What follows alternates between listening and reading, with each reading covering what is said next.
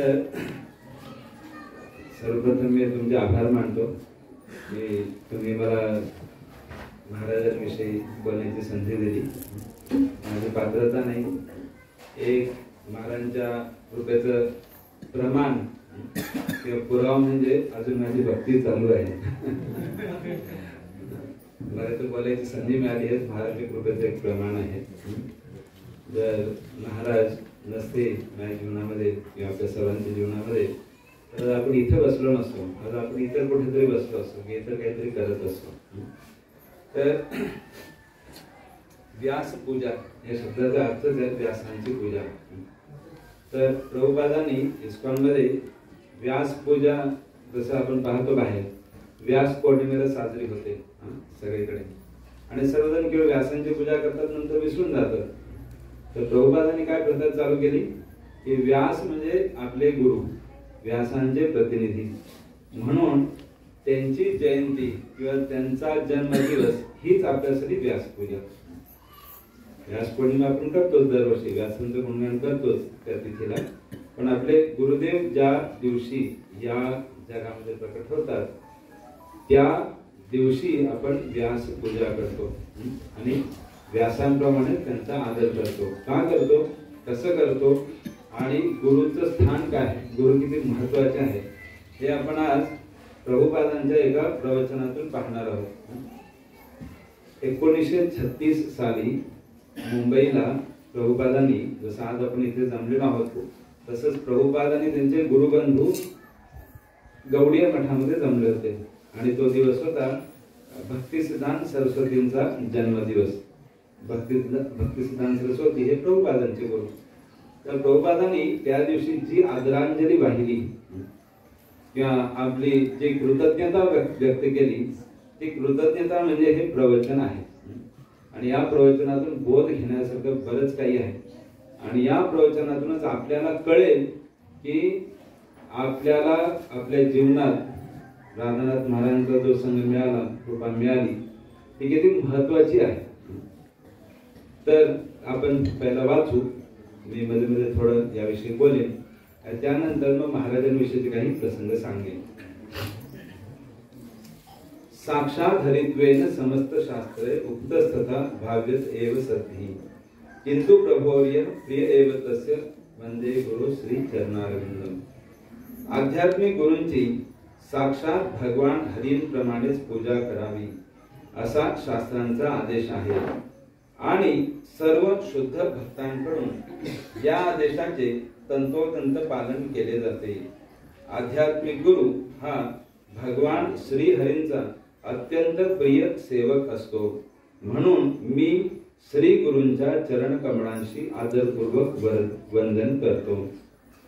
पहा, चैतन्य चरितामृतामध्ये असं म्हटलेलं आहे की ब्रह्मांड भ्रमिते कोण भाग्यवान जीव.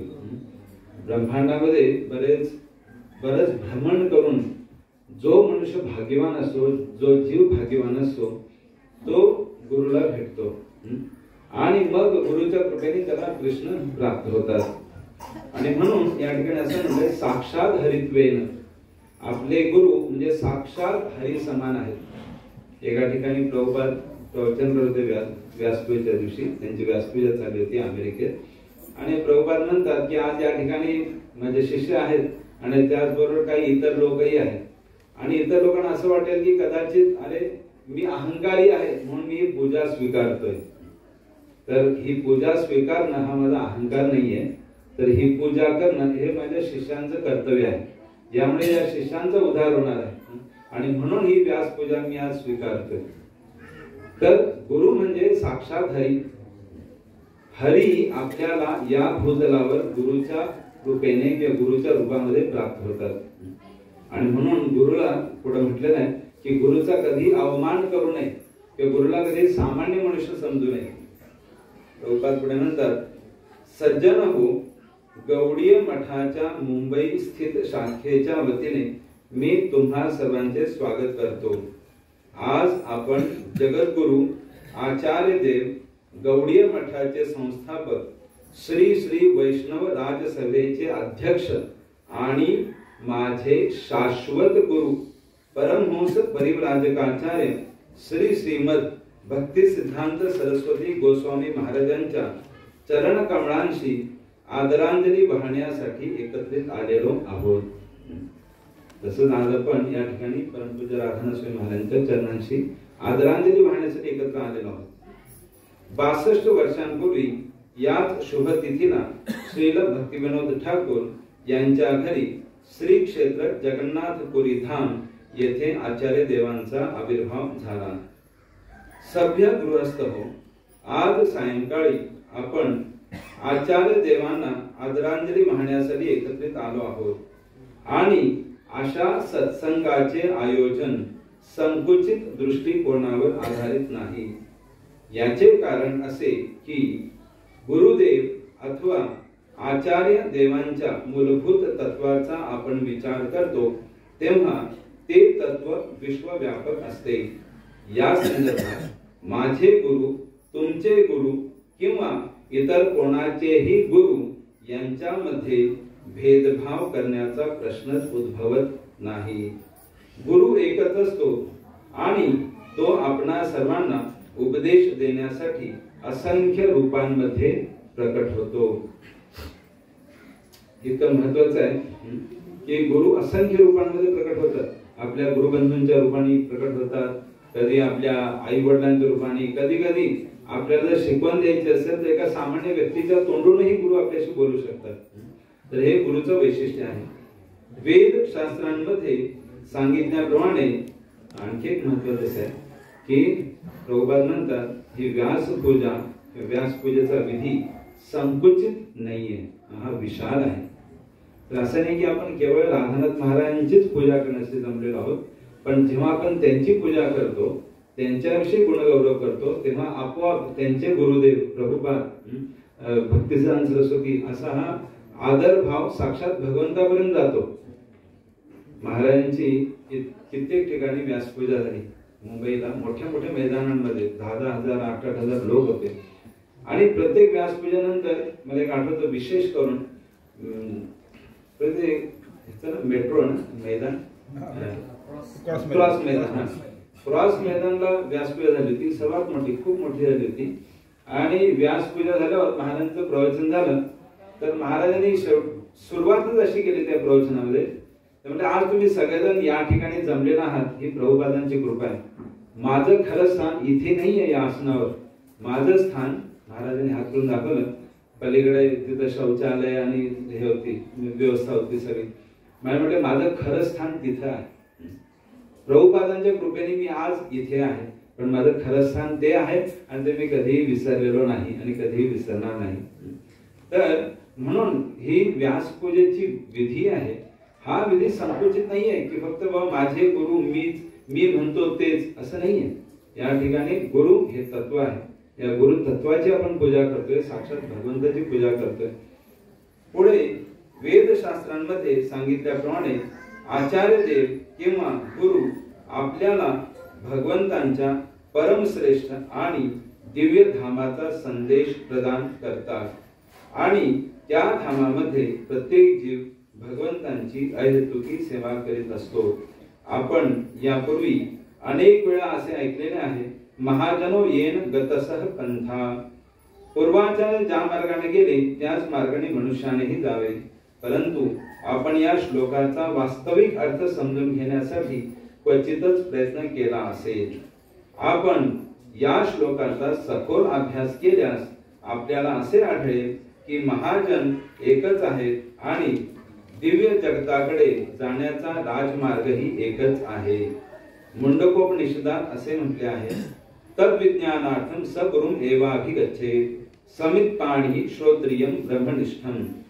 दिव्य ज्ञान समजून घेऊ इच्छिणाऱ्या प्रामाणिक साधकाने गुरु शिष्य परंपरेतून आलेल्या आणि परम सत्यामध्ये स्थित असलेल्या आध्यात्मिक गुरुचा आश्रय घेतला पाहिजे.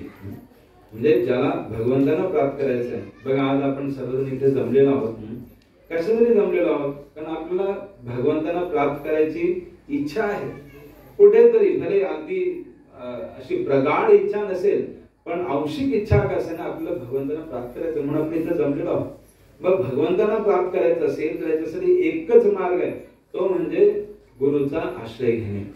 गुरुच्या आश्रयाविना काहीही नाही. याप्रमाणे उपनिषदांनी सांगितल्यानुसार दैवी ज्ञान प्राप्त करू इच्छिणाऱ्या विद्यार्थ्याने गुरुची शरणागती स्वीकारली पाहिजे. म्हणून जर परमसत्य एकच आहे तर गुरु ही एकच आहे. गुरु दोन असू शकत नाही. परमसत्य एकमेव आहे याविषयी कोणामध्येही मतभेद नाही. आणि त्याचप्रमाणे गुरु ही एकच आहे याविषयी कोणामध्ये मतभेद नसावेत. आज आपण ज्या आचार्य देवांना अभिवादन करण्यासाठी एकत्रित आलो आहोत ते केवळ एका विशिष्ट संस्थेचे गुरु नाही, तसेच सत्याच्या अनेक प्रतिपादकांपैकी एक आहेत असेही नाही. उलट पक्षी ते जगद्गुरु किंवा आपणा सर्वांचे गुरु आहेत. भेद इतकाच आहे. काय भेद किती आहे की ते सर्व जगद्गुरु आहेत, सर्वांचे गुरु आहेत, पण भेद इतकाच आहे की आपल्यापैकी काही जण समर्पित भावनेने त्यांचे आज्ञा पालन करतात तर काही जण करीत नाही. जे गुरुच्या आज्ञांचे पालन करतात त्यांना भगवंत प्राप्त होतात, जे नाही त्यांना जगामध्येच राहावं लागतं. श्रीमद भागवतात असे म्हटले आहे, आचार्य माम विजानीयान ना अवमन्येत कधीचित. श्री भगवान म्हणाले, मनुष्याने आध्यात्मिक गुरुस मज समानच मानावे. कोणीही त्याची असूया किंवा अवमान करू नये अथवा त्याला साधारण मनुष्य समजू नये, कारण आध्यात्मिक गुरुच्या ठाई सर्व देवांचा निवास असतो. बघा, आपल्या सर्वांना आज ना महाराजांविषयी काही प्रसंग ऐकले तर इतका आनंद होतो, असं वाटतं की चालू राहावं. म्हणजे बिपिन जी पुन्हा सांगितलं तसं, कारण थोडा वेळ बोला, थोडा वेळ बोला, थोडा वेळ बोला, पण कसं थोडा वेळ बोलणं शक्य आहे. गुरु जे साक्षात भगवंता समान आहेत, भगवंता समान आहेत, ज्यांनी भगवंतांना आपल्या जीवनामध्ये आणलेलं आहे, त्यांच्याविषयी आपण म्हणजे कसं कमी बोलणार किंवा जास्ती बोलणार, जास्ती किंवा कमी कसं काय ठरवू शकेल. अमर्याद गुरु भगवंताप्रमाणे अमर्याद आहेत. आणि म्हणून इथं असं म्हणतंय की आचार्य अथवा गुरुला भगवंतांसमान मानण्यात आलेले आहे. नंतर त्याचे या भौतिक जगातील कार्यांशी काहीच देणे घेणे नसते. गुरु या भौतिक जगात भौतिक कार्य करण्यासाठी नव्हे तर पतित बद्ध जीवांचा उद्धार करण्यासाठी येतात. जीव त्याच्या अगोदर बघा, आज आहे ना आपल्याला महाराजांविषयी 2 मिनिटं 3 मिनिटं ऐकायलाही इतका आनंद होतो, तर आपल्याला सतत त्यांच्यावर राहायला मिळालं तर सतत म्हणजे असा क्षण किंवा मी कधी त्यांच्यापासून दूर जाणार नाही, ते माझ्यापासून कधी दूर जाणार नाही. प्रभुपाद जेव्हा अमेरिकेला गेले तर प्रभुपाद नेहमी म्हणायचे की आम्ही या ठिकाणी प्रचार केला, आम्ही हे करतो, आम्ही मंदिर बांधलं, आम्ही गीता छापली. मी कारण विचार की प्रभुपाद तुम्ही एकटे आहात, तुम्ही आम्ही असं काय म्हणता. ते मला, अरे मी आणि आमचे गुरु आम्ही कधीच वेगळे नसतो, आम्ही सदैव एकमेकांसोबत आहोत. तर जसं प्रत्यक्षात वपू रूपाने महाराजांच्या संघात राहायला मिळाली संधी तर किती आवडेल आपल्याला. आवडेल ना. जर कोण म्हणतो उद्या महाराजांनी इथं भुजबळच्या घरी राहायचं ठरवलं कायमचं, सगळ्यांना आनंद होईल, आपण दुसरं काही करणारच नाही. तर आपल्याला ही संधी आहे. या जन्मामध्ये आपण जर शेवटच्या क्षणापर्यंत गुरुच्या इच्छेचं पालन करत राहिलो, गुरूंच्या आज्ञेचं पालन करत राहिलो. त्यांची आज्ञा काय? 16 वेळा जप करा, 4 नियमांचे पालन करा, एकमेकांशी प्रेमाने राहा, बस. सोपं आणि काहीच नाही. एवढंच करा. एवढं केलं तर तुम्ही सदैव माझ्यासोबत आहात, मी तुमच्यासोबत आहे. तर आपल्या ही साधना आपण जर करत राहिलो जीवनाच्या शेवटच्या क्षणापर्यंत तर आपण शाश्वत महाराजांसोबतच राहणार आहे. महाराजांसोबत राहणार आहे, महाराजही आपल्या सोबतच राहणार आहे. हा जन्म आपल्याला कष्ट करायचे. साधना ही कधी केवळ प्रेरणेने होत नाही. साधना प्रेरणेने काही काळ होईल, पण 99% कष्ट करावे लागतं, संघर्ष करावा लागतो मनाशी, बुद्धीशी. असा संघर्ष जेव्हा आपण करतो तेव्हा आणि गुरूंच्या आज्ञेचं पालन करत राहतो कारण शेवटी आपण भगवंता जवळ आपल्या गुरूंसोबतच राहतो. गुरूंशिवाय भगवंताकडे आपल्याला कधीच प्रवेश मिळणार नाही, शक्यच नाही. पुढं प्रभुपाद म्हणतात, जीव मन आणि पंचेंद्रियांद्वारे उपभोग घेण्याच्या हेतूने या भौतिक जगामध्ये येतो तेव्हा तो बद्धावस्थेत पतित होतो. गुरु आपल्या सारख्या लोकांना वेदांचा ज्ञानदीप दाखविण्यासाठी आणि परिपूर्ण स्वातंत्र्याचे वरदान प्रदान करण्यासाठी येतो. असे परिपूर्ण स्वातंत्र्य प्राप्त करण्यासाठी आपण आयुष्यभर उत्साहाने प्रयत्न करीत राहिले पाहिजे. पुरुषोत्तम भगवंतांनी विश्वनिर्मात्या ब्रह्मदेवांना वेदांचे ज्ञान सर्वप्रथम प्रदान केले. ब्रह्मदेवानी ते ज्ञान नारदांना दिले. नारदांनी व्यासदेवांना, व्यासदेवांनी मध्वाचार्यांना आणि याप्रमाणे हे ज्ञान गुरु शिष्य परंपरेतून चालत आले. पुढे हे ज्ञान ईश्वरपुरी आणि श्री कृष्ण चैतन्य महाप्रभू अर्थात गौरांग महाप्रभू यांच्याकडे आले. आपले आचार्य देव हे श्री रूप गोस्वामींपासून शिष्य परंपरेने आलेले 10वे प्रतिनिधी आहेत. श्री रूप गोस्वामी हे अध्यात्माच्या परिपूर्ण आविष्काराचा सर्वत्र प्रचार करणाऱ्या श्री चैतन्य महाप्रभूंचे मूळ प्रतिनिधी आहेत. आपल्या गुरुदेवांकडून आपल्याला प्राप्त होणारे ज्ञान हे साक्षात भगवंतांनी प्रदान केलेल्या ज्ञानापासून आणि ब्रह्मदेवांच्या परंपरेतील आचार्यांनी प्रदान केलेल्या ज्ञानापासून मुळीच भिन्न नाही. म्हणजे आज आपण जे महाराजांची प्रवचन ऐकतो यात्रांमध्ये, मंदिरांमध्ये, वेगवेगळ्या प्रसंगी, वेगवेगळ्या उत्सवांच्या वेळी, तर ते सर्व प्रवचन म्हणजे ज्ञान आहे. आणि हे ज्ञान परंपरेतून आलेल्या ज्ञानापासून मुळीच भिन्न नाही. आजचा शुभ दिवस आपण व्यास पूजा तिथी म्हणून साजरा करतो, कारण आपले आचार्य व्यासदेवांचे मूर्तिमंत प्रतिनिधी आहेत. व्यासदेवांनी वेद, पुराणे, गीता, महाभारत आणि भागवत आदी महान ग्रंथांचे संकलन केलेले आहे. म्हणजे बघा, व्यास पूजेची तिथी, आजची जी पूजा आपण करतो महाराजांची, ही साक्षात व्यासदेवांची पूजा आहे. ही व्यास पूजा केवळ भावनिक नाहीये की ठीक आहे, जसं आपण पाहतो बरेच वेळा लोक एखाद्या महात्म्याकडे पाहतात आणि भावनिक होऊन जातात. आणि जसं मला काल कोणतरी भेटलं होतं आणि त्यांनी सांगितलं की मी असं एका बाबांना पाहिलं, नंतर त्यांचा फोटो ठेवला आणि आयुष्यभर मी बरोबर नेत राहिले आणि नंतर ते बाबा सांगितलं ते करत राहिले आणि मला भरपूर अनुभव आले. म्हटलं बघा, बाबा आणि वैराग यांचा एकच मुख्य उद्देश असतो, ते म्हणजे जीवाला या भौतिक जगातून बाहेर काढणे. जर तो हेतू साध्य झाला असेल तर ते बाबा आणि तुमच्या भावना बरोबर आहेत, नाहीतर तुमच्या या केवळ श्रद्धा आणि भावना आहेत, त्याला काही अर्थ नाही. जसं एक आपल्या शास्त्रांमध्ये म्हटलेलं आहे, समजा आपण शालिग्रामची पूजा करतो आणि तो शालिग्राम जर अधिकृत शालिग्राम नसेल, गंडकी नदीचा, आणि एखादं काळा पाषाण असेल आणि तो पूजा करत राहिला तर ती पूजा स्वीकारली जाते कुणाकडून? भगवंताकडून नाही, भूतांकडून. हो, भूतेव राहतात. तसंच जर तुम्ही चुकीच्या व्यक्तीकडे बाबा, बुवा, गुरु म्हणून हे गेला, आकर्षित झाला आणि जर तो तुम्हाला भगवंताकडे नेत नसेल, या जगापासून वैराग्य देत नसेल, तर मग तो चुकीच्या मार्गावरती आहे. म्हणून अशा व्यक्तींकडे भावुक दृष्ट्या आकर्षित होण्यापेक्षा बाबांचा उपदेश किंवा गुरूंचा उपदेश हा ऐकणं फार महत्वाचं आहे. आणि जर असे गुरु आपल्याला वैराग्य आणि या जगातून बाहेर पडण्याचा, भगवंताकडे जायचा, भगवंताची सेवा करायचा संदेश देत असतील तर त्यांचा संदेश आणि गुरूंचा संदेश आणि शास्त्रांचा संदेश एकच आहे. म्हणून ही गुरुची खरी परीक्षा आहे. आणि जर गुरु हे ज्ञान देत असेल तर या ठिकाणी प्रभुपाद म्हणतात की असा गुरु म्हणजे साक्षात भगवंताचा प्रतिनिधी आहे, व्यासदेवांचा प्रतिनिधी आहे.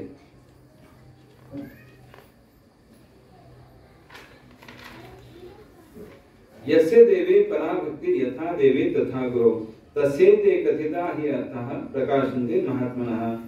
पुरुषोत्तम भगवान आणि आध्यात्मिक गुरु या दोघांवरही एकाच वेळी आढळ निष्ठा असणाऱ्या थोर महात्म्यांना वैदिक ज्ञानाचे सार आपोआप प्राप्त होते. सज्जन हो, आपण व्यासदेव अथवा त्यांच्या अधिकृत प्रतिनिधीच्या चरणकमलांशी सर्वतोभावे शरण गेल्या विना आपल्याला आध्यात्मिक जगताचे किंचितही ज्ञान प्राप्त होऊ शकणार नाही. जर आपला भगवंताचं धाम, दिव्य ज्ञान, भगवंतांविषयीचं भगवंताचं स्वरूप जाणून घ्यायचं असेल तर आपण गुरुला सर्वतोभावे शरण गेलं पाहिजे. आणि पहा, शरणागती कधीही सोपी नसते. शरणागती ही आनंददायक आतून असते.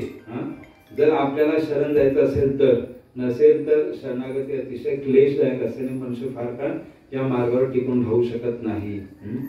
तर या ठिकाणी म्हणून प्रभुपाद म्हणतात की गुरुदेवांच्या चरणकमलांची सर्वतोभावे शरण असणे. सर्वतोभाव म्हणजे त्यांनी सांगितलेला प्रत्येक शब्द जसाच्या तसा स्वीकारणे, जसाच्या तसा आचरणात आणणे म्हणजे शरणागती आहे. तसं न्यूवृंदावनमध्ये काही प्रसंग मग असे सांगितले. तर न्यूवृंदावनमध्ये प्रभुपादांचे पहिले शिष्य कीर्तनानंद स्वामी त्यांच्या हाताखाली महाराज सेवा करत होते. आणि कीर्तनानंद महाराज जसं रामगोविंद प्रभूंनी सांगितलं बैलाची सेवा दिली तर न्यूवृंदावनमध्ये भूतांचा त्रास व्हायचा. मग कीर्तनानंद स्वामींनी महाराजांनी सांगितलं तू रोज रात्री कीर्तन करायचं. 5000 एकर जमीन होती, जंगलात सगळं फिरायचं आणि कीर्तन करायचं. काही हे नाही, ठीक आहे. गुरुबंधूंच्या आज्ञेने महाराज प्रभुपादांच्या आज्ञेत या भावनेने महाराजांनी तिथं अतिशय खडतर सेवा केली.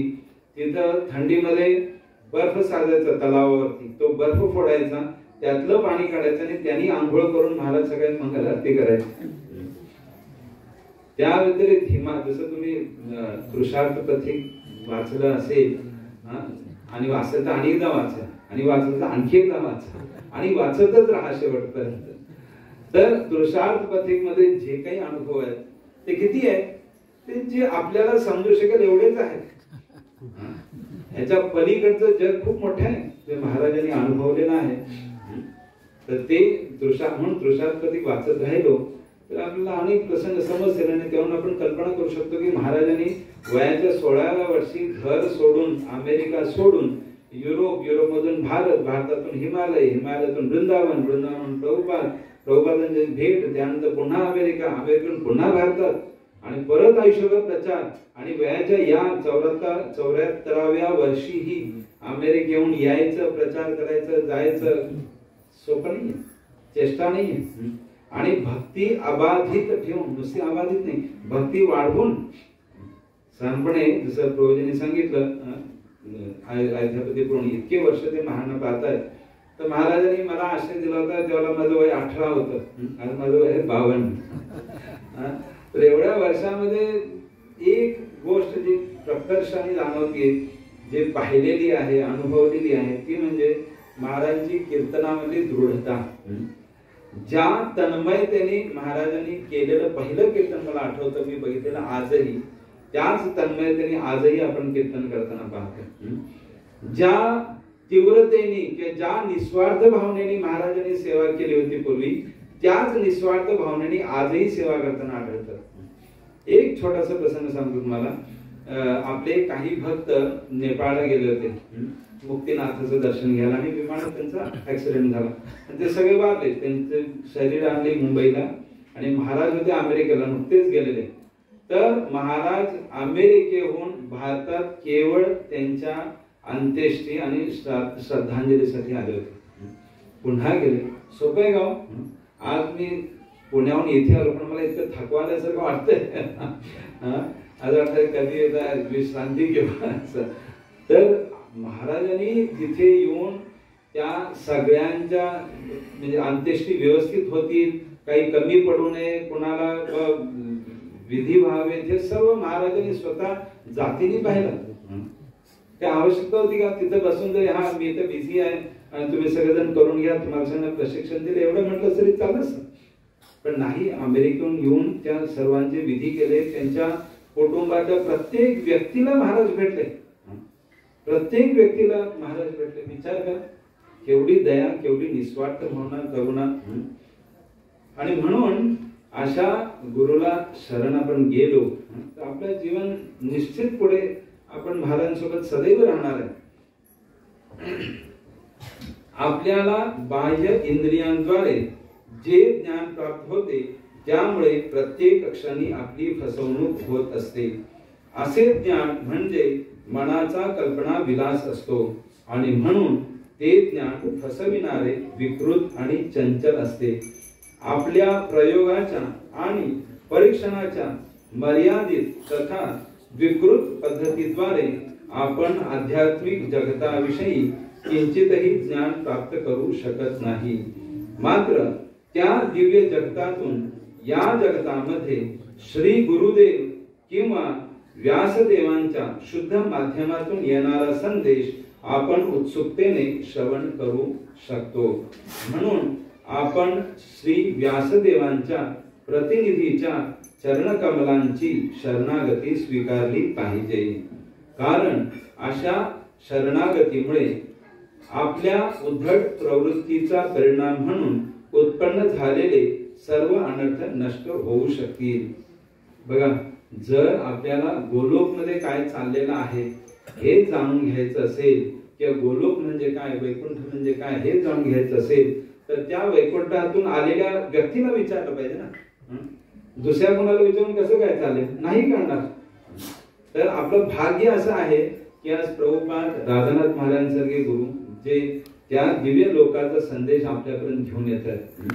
आणि आज आपण इथे बसलोय साताऱ्याच्या छोट्याशा कोपऱ्यामध्ये, तर हे आपल्या प्रयत्नामुळे आहे का? नाही. महाराजांची इच्छा होती प्रचार व्हावा सर्वत्र, महाराजांनी कष्ट केले. तुम्हाला आठवत असेल महाराज साताऱ्याला येऊन गेले तिथे त्या ह्याच्यामध्ये कुठला तो सभागृह नगर परिषद, तिथे महाराजांनी कार्यक्रम केला, इथे पाऊल ठेवलं, इथं प्रचार केला. त्यांची इच्छा होती म्हणून प्रचार चालू आहे. आपण सगळे आम्ही ब्रह्मचारी म्हणा, आम्ही प्रचारक, आपण सर्वजण जे कोणी आहोत ते आपण कठपुतले आहोत, आज आहे उद्या नाही. पण महाराजांची गुरूंची जोपर्यंत इच्छा आहे तोपर्यंत प्रचार होत राहणार. आपण असो अथवा नसो, ज्या दिवशी जसं भगवंत ठरवतात की विश्व आवरून घ्यायचं, संपूर्ण टाकायचं, नष्ट करायचं, त्याला कोणी त्याला थांबवू शकतं का? ब्रह्मदेव थांबवू शकतात का? विश्वाचा संवाद शंकर थांबवू शकतात का? कोण नाही थांबवू शकत. तसं जोपर्यंत गुरुची इच्छा असते प्रचार व्हावा तोपर्यंत प्रचार होतो. कोणी असो अथवा नसो, कोणी चांगला असो, कोणी करंटा असो, काही फरक नाही पडत. प्रचार हा होणारच. ज्या क्षणी गुरुदेवांना वाटेल की बाबा आता हे सर्व आवरून घ्यावं, त्या क्षणी ते आवरलं जाणार. म्हणून आपल्याला संधी आहे एक माध्यम बनायची गुरुच्या हाताचं, गुरुच्या इच्छेचं माध्यम बनायची संधी आहे. तर ती आपण पूर्ण स्वतःला शरणागत भावनेने समर्पित करून ते पूर्ण करून घ्यायची. जसं भगवान श्रीकृष्णाने यदुकुळ जर संपवलं नसतं तर कोण संपवू शकलं असतं का? कोणामध्ये शक्ती होती का यदुकुळाला संपवायची, यादवांना संपवायची? नाही. आणि भगवंताला माहिती होतं की बाबा ते मला आवरायचं आहे, बस संपवायचं, कधी पुढे वाढवायचं आहे. आणि म्हणून भगवंतांनी स्वतः ते आवरून घेतलं. तसंच आज गुरूंची इच्छा आहे, चैतन्य महाप्रभूंची इच्छा आहे, प्रभुपादांची इच्छा आहे, प्रचार हा होणारच. आपण काहीही करू, किती अडथळे येऊ, काही हो, आतून अडथळे येऊ, बाहेरून येऊ, काही फरक पडणार, प्रचार पुढे चालू राहणार.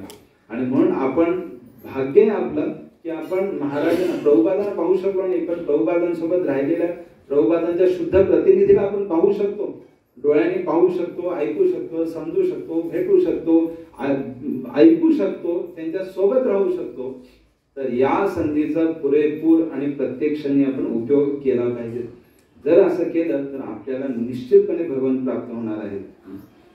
आपल्याला दिव्य ज्ञान प्राप्त करून घ्यावयाचे असल्यास आपण जिज्ञासा आणि सेवा वृत्तीने प्रामाणिक आचार्याची शरणागती स्वीकारली पाहिजे. प्रामाणिक आचार्याच्या मार्गदर्शनानुसार भगवंतांची केलेली वास्तविक सेवा म्हणजे दिव्य ज्ञान आत्मसात करण्याचा एकमेव मार्ग आहे. आचार्य देवानी कोणताही भेदभाव न करता कृपावंत होऊन सर्वांना दिव्य ज्ञान प्रदान केलेले आहे. आणि आजची आपली आदरांजली सभा ते दिव्य ज्ञान आत्मसात करून घेण्यासाठी आवश्यक असणारी कृपा आपल्याला प्रदान करेल. म्हणजे हे जे गुणगान आहे आपण महाराजांचं करतोय, हे गुणगान केल्याने आपल्याला भगवंतांना जाणून घेण्याची घेण्यासाठी जी कृपा आवश्यक आहे ती कृपा आपल्याला प्राप्त होईल. जसं गुरुची स्तुती केली की भगवंताची स्तुती आहे. मत भक्ता पूजाभ्याधिकाः, माझी भक्ती करण्यापेक्षा माझ्या भक्ताची पूजा अधिक श्रेष्ठ आहे. त्यामुळे ही एक आपल्यासाठी सर्वात मोठी संधी आहे. आणि प्रभुपादांनी 1936 साली म्हणजे प्रभुपादांचं वय किती होतं तेव्हा? 38 होतं. 96चा जन्म, 96, 4 आणि 33, 37 वर्ष. 37व्या वर्षी प्रभुपादांनी संपूर्ण शास्त्रांचं सार दिलेलं आहे. म्हणजे व्यास पूजा म्हणजे काय, गुरुला शरण कसं जावं. एका प्रवचनात प्रभुपाद म्हणतात की मी माझ्या गुरुदेवांना 1922 साली भेटलो. त्यावेळेला मी 26 वर्षाचा होतो. आणि गुरुदेवांनी त्यावेळेला मला सांगितलं की तू जाऊन अमेरिकेला प्रचार कर. आणि हे प्रचार त्यांच्या या आज्ञेचं पालन करण्यासाठी मला जवळजवळ 66 ते 70 म्हणजे 40 वर्ष, 44 वर्ष लागली. प्रभुपाद म्हणतात, nevertheless I was sincere, I tried my level best, so even though it took so much time, still I could follow his advice, I could follow his orders. म्हणजे 44 वर्ष लागली, पण प्रभुपादांनी 44 वर्ष ती आज्ञा हृदयामध्ये जपून ठेवली. आणि ती जपून ठेवल्यामुळे त्या आज्ञेचा परिणाम, त्या आज्ञेची शक्ती म्हणून सर्वत्र प्रचार झाला. अशा रीतीने इतर लोक ज्यावेळी एकीकडे ऐतिहासिक विस्मृतीच्या गर्भाशयात होते, त्याच वेळी भारतातील तपस्वी ऋषींनी स्वतःचे आत्मस्वरूप समजून घेता येईल अशी निराळी आणि उदात्त संस्कृती विकसित केली होती. म्हणजे प्रभुपाद आता जगाविषयी बोलतात. जगाच्या तुलनेमध्ये गुरुचं महत्व काय आहे. तर संपूर्ण जग ज्याला पूर्णपणे विसरून गेलं होतं, भौतिक प्रगतीच्या मागे लागलं होतं, भौतिक संस्कृतीचा विकास करायचा प्रयत्न करत होतं, त्याला आपले ऋषीमुनी ह्या जगाच्या पलीकडचा विचार करत होते. म्हणजे जेव्हा आज अमेरिका आणि त्यांचे सगळे तंत्रज्ञान आणि ते खूप पुढे आहे भौतिक दृष्ट्या, पण शेवटी ते जगातच आहे, जगाशी संबंधित आहे. आणि आपले ऋषीमुनी अनादी काळापासून जगाच्या पलीकडे काय आहे याचा विचार करतात. आपण भौतिक शरीरे नसून शाश्वत, अविनाशी आणि चिन्मय असे भगवंतांचे सेवक आहोत याचा त्यांना शोध लागलेला होता. मात्र आपण आपल्या विवेक बुद्धीचा उपयोग न करता देहात्म बुद्धीमध्ये लिप्त राहण्याचीच निवड केलेली असल्यामुळे आपल्याला जन्म, मृत्यू, व्याधी आणि चिंता इत्यादी दुःखे अविरतपणे भोगत राहावी लागतात. ही दुःखे कोणत्याही भौतिक सुखाच्या आधारे नष्ट करताच येत नाहीत, कारण चैतन्य आणि जडत्व या दोहोंमध्ये पूर्ण भेद आहे. चैतन्यमयी जीवाने या जगामध्ये सुख भोगण्याचा प्रयत्न करणे म्हणजे एखाद्या माशाला अथवा अन्य कोणत्याही जलचरास पाण्यातून बाहेर काढून भूमीवर ठेवणे आणि भूमीवर उपलब्ध असणाऱ्या सर्व सुख सुविधा प्रदान करणे असे आहे. बघा 1936 साली भारत पारतंत्र्यात होता. सगळीकडे म्हणजे ब्रिटिशांच्या विरुद्ध उठाव चालू होता, काय ना काय कार्य चालू होती. आणि अशा वेळेला प्रभुपाद भारताचा विचार करत नव्हते केवळ, तर या जगाच्या पलीकडचा विचार करत होते. किंवा या जगामध्ये तुम्हाला भले स्वातंत्र्य मिळेल, पण तुम्हाला किती काळ मिळेल? काही काळच मिळेल. खरं स्वातंत्र्य काय? या जगातून मुक्त होणे. प्राणी मात्रास परकीय वातावरणातून मुक्त केल्या विना त्याची मरणप्राय दुःखे मुळीच नष्ट करता येत नाही. चैतन्य आणि जड पदार्थ या दोन्ही पूर्णतः परस्पर विरोधी अभिव्यक्ती आहेत. आपण सर्वजण स्वरूपतः आध्यात्मिक आहोत. परिपूर्ण सुख व आनंद भोगणे हा आपला जन्मसिद्ध अधिकार आहे. जर टिळक सांगत होते स्वातंत्र्य आपला जन्मसिद्ध अधिकार आहे. प्रभुपाद सांगत होते शाश्वत सुख भोगणे, शाश्वत स्वातंत्र्य. मर्यादित स्वातंत्र्य आहे, हाही आपला अधिकार आहे, नाही असं नाही, महत्वाचा आहे तो हे स्वातंत्र्य म्हणून आज आपण इकडे उभे आहोत. नाही तर आपल्यावरती जर अंकुश असतं तर आपण करू शकलो नसतो. तर आहे, मर्यादित स्वातंत्र्य आहे. पण ज्यावेळेला टिळक, सावरकर, आगरकर हे सगळेजण मर्यादित स्वातंत्र्याविषयी बोलत होते, प्रभुपाद शाश्वत स्वातंत्र्याविषयी बोलतायत. आहे ना सुंदर? याच्यामध्ये कोण कमी कोण वाईट नाहीये. आपल्याला काय प्राप्त करायचं आहे? मर्यादित स्वातंत्र्य की शाश्वत स्वातंत्र्य? आपण जेव्हा आपल्या आध्यात्मिक अस्तित्वाच्या स्वाभाविक स्थितीमध्ये स्थित होतो तेव्हाच आपल्याला परिपूर्ण सुखप्राप्ती होऊ शकते. हाच आपल्या प्राचीन भारतीय संस्कृतीचा, भगवद्गीतेचा, वेद तथा पुराणांचा आणि श्री चैतन्य महाप्रभूंच्या परंपरेतील आपल्या आचार्य देवांसहित इतर सर्व आचार्यांचा संदेश आहे की आपण आपल्या स्वाभाविक स्थितीमध्ये, आपण माशाप्रमाणे जर बाहेर काढलं तर आपलं सुख भोगणं शक्य नाही. तर तसं कृत्रिम सुख न भोगता स्वाभाविक सुख प्राप्त करण्याचा मार्ग आपल्याला सर्व आचार्यांनी दाखवलेला आहे. सज्जन हो, आपले आचार्य देव ओम विष्णुपाद परमहंस परिव्रजकाचार्य श्री श्रीमद भक्ती सिद्धांत सरस्वती गोस्वामी महाराज यांच्या कृपेने आज आपल्याला दिव्य ज्ञानाचा संदेश समजलेला आहे.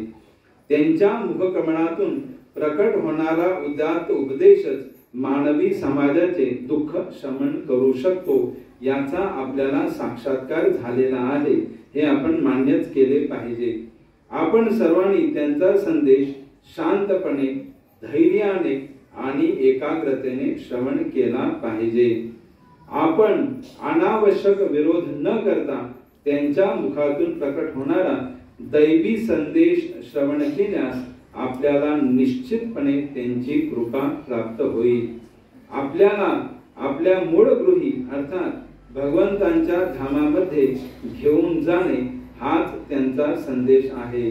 म्हणून मी पुन्हा सांगू इच्छितो की भगवंतांची आणि त्यांच्या अंश स्वरूप अखिल जीवांची सेवा करण्याची आपल्याला जी तीव्र अनिच्छा आहे ती नष्ट व्हावयाची असल्यास आपण शांतपणे आचार्य देवांकडून श्रवण केले पाहिजे, त्यांच्या आज्ञांचे श्रद्धेने पालन केले पाहिजे आणि त्यांच्या चरण कमलांशी नतमस्तक झाले पाहिजे. या ठिकाणी प्रभुपाद म्हणतात की तीव्र अनिच्छा, आपल्याला कुणाचीही सेवा करायला आवडत नाही. आपल्याला सर्वांनी आपली सेवा केलेली सर्वाधिक आवडतं. तर ही तीव्र अनिच्छा म्हणजे रोग आहे दुसऱ्यांची सेवा न करण्याची.